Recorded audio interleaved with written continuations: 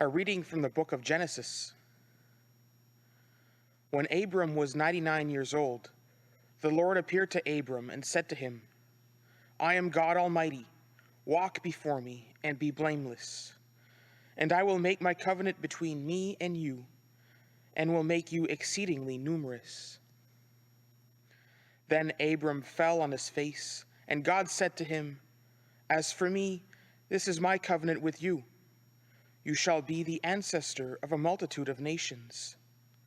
No longer shall your name be Abram, but your name shall be Abraham, for I have made you the ancestor of a multitude of nations.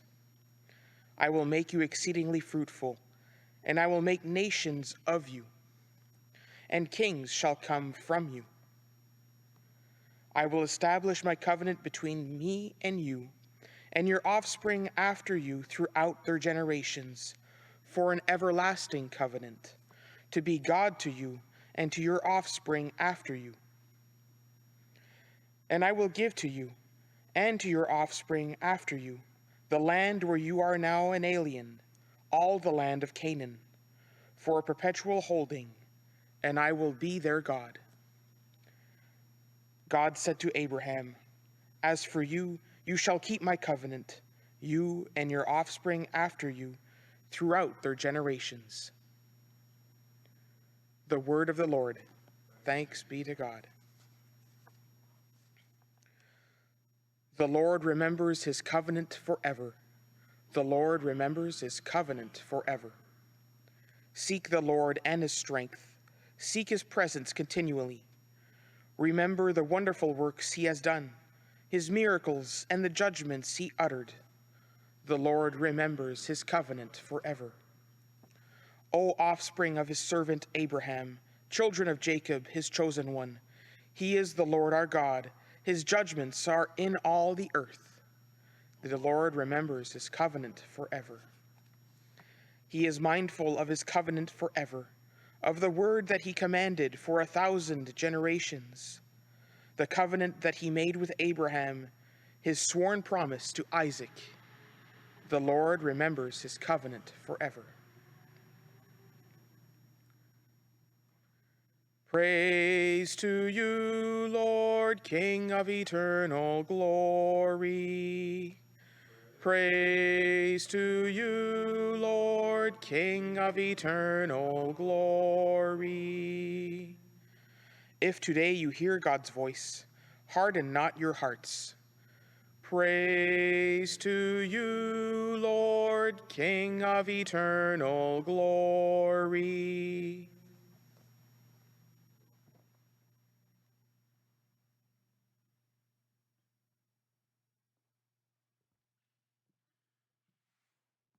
Lord be with you.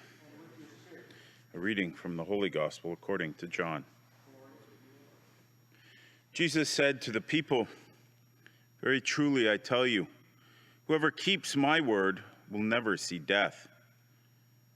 The Jews said to him, "Now we know that you have a demon.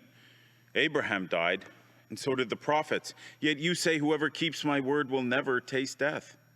Are you greater than our father Abraham, who died? The prophets also died.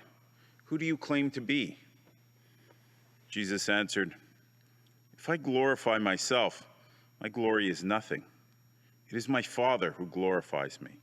He of whom you said, 'He is our God,' though you do not know him. But I know him. If I would say that I do not know him, I would be a liar like you. But I do know him, and I keep his word. Your ancestor Abraham rejoiced that he would see my day. He saw it and was glad." Then the Jews said to him, "You are not yet 50 years old, and you have seen Abraham?" Jesus said to them, "Very truly I tell you, before Abraham was, I am." So they picked up stones to throw at him, but Jesus hid himself and went out of the temple. The Gospel of the Lord.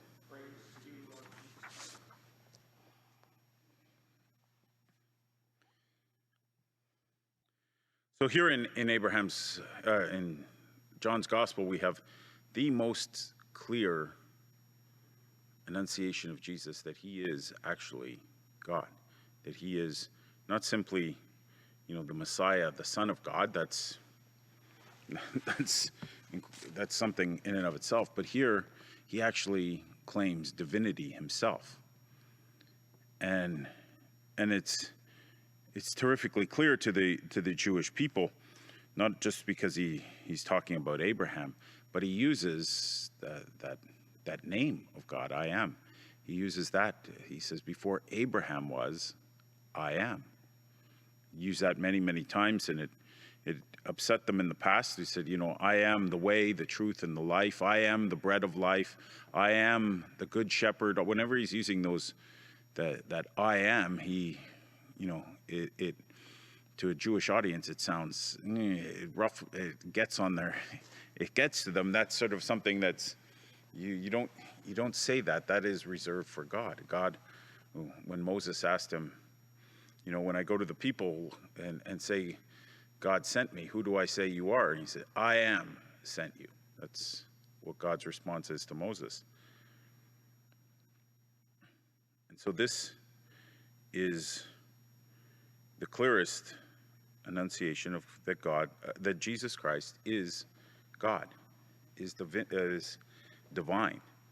And at this, there is, there are only sort of two responses, as C.S. Lewis puts it, that you can think Jesus is a fool, a madman, or like the Jewish people here, that he has a demon. They say, oh, he must have a demon, because when he says this, you can either think that, or you can believe Jesus. You cannot believe that Jesus is simply a holy man, a spiritual teacher, a guru of some sort, because some guru will say, believe me when I tell you this about God.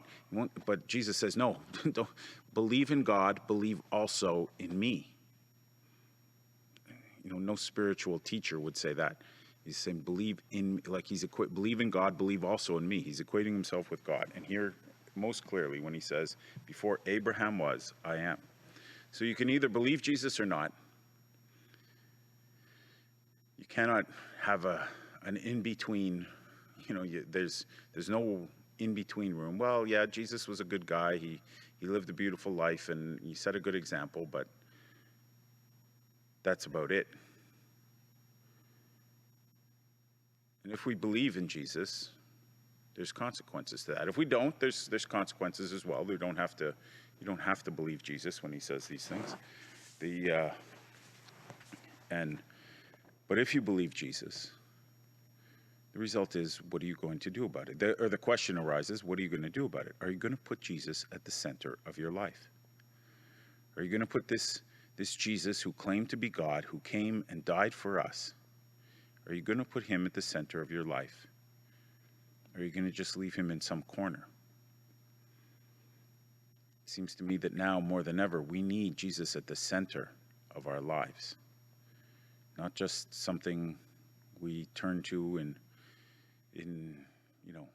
a time of prayer, in a quick moment in our day, or once a week. We have to put Jesus at the center of our life if we believe that he is who he claims to be. That if we believe that before Abraham was, I am.